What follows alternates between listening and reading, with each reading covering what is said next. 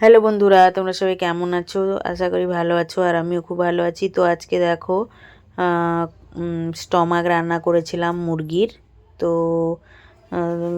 স্টমাকটা গরম জলে ধুয়ে রেখেছিলাম, দিয়ে দেখো তেলের মধ্যে 5 ফোড়ন আর গোটা গরম মশলা দিয়ে দিলাম, আর তেজপাতা দিয়ে দিলাম। দিয়ে দেখো পেঁয়াজ কুচি দিয়ে দিচ্ছি। তো পেঁয়াজটা আমি ভালো করে ভেজে নেব। আর কিছুটা রসুন আমি থেতো করে রেখেছি, তো দিয়ে দিলাম, দিয়ে ভালো করে ভেজে নেব লাল লাল করে। আর একটু চিনিও দিয়েছি আমি, তো তাড়াতাড়ি করার জন্য। আর দেখো কিছু পরিমাণ আদা বাটা দিয়ে দিলাম, আর আমি কিছু পরিমাণ টমেটো দিয়ে দিলাম। দিয়ে ভালো করে আমি এখন মশলাটাকে কষাবো।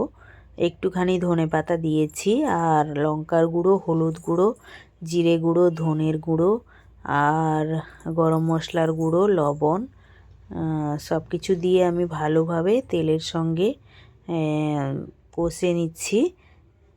মশলাটা ভালোভাবে আমি কষাবো। তো কষিয়ে তারপর একটুখানি জল দিয়ে আরও একটু কষাবো।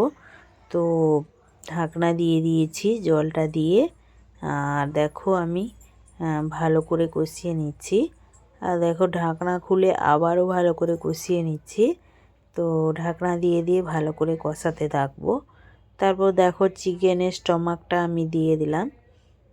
তো বরফ এখনও ছাড়েনি, ফ্রিজে যেহেতু ছিল, তো একটু একটু বরফ আছে। তো তরকারিতেই হয়ে যাবে, তাই জন্য আমি দিয়ে দিয়েছি। তো দেখতেই পাচ্ছ ফুট চলে এসছে, আর কতটা জল বেরিয়েছে। আর ভাজা আলু, দুটো ভাজা আলু রেখেছিলাম, আলুটা ভেজে, তো ওটা দিয়ে দিলাম যাতে চিকেনের সঙ্গে হয়ে যায়। তো দেখতেই পাচ্ছ আমি ভালো করে কষিয়ে কষিয়ে রান্নাটা করে নিচ্ছি। এবার আমি কি করব না, জল গরমটা দিয়ে দেব। তো দেখতেই পাচ্ছ আমি জল গরম দিয়ে দিলাম, দিয়ে আরও ভালো করে ঢাকনা দিয়ে রেখে দেব। তরকারিটা আরও কিছুক্ষণ রান্না হবে। তো তোমাদের কেমন লাগে খেতে কমেন্ট করে জানাবে। আর দেখো সেদিন কিছুটা রান্না করেছিলাম, আর একটু ছিল, তাই আজকে রান্না করলাম। তো আমার তরকারিটা অলরেডি হয়ে গেছে। এবার আমি কিছু পরিমাণ ধনেপাতা কুচি দিয়ে দিব, আর চিকেনের একটা মশলা আছে, ওই মশলাটা দিয়ে দিব, দিয়ে নামিয়ে নেব।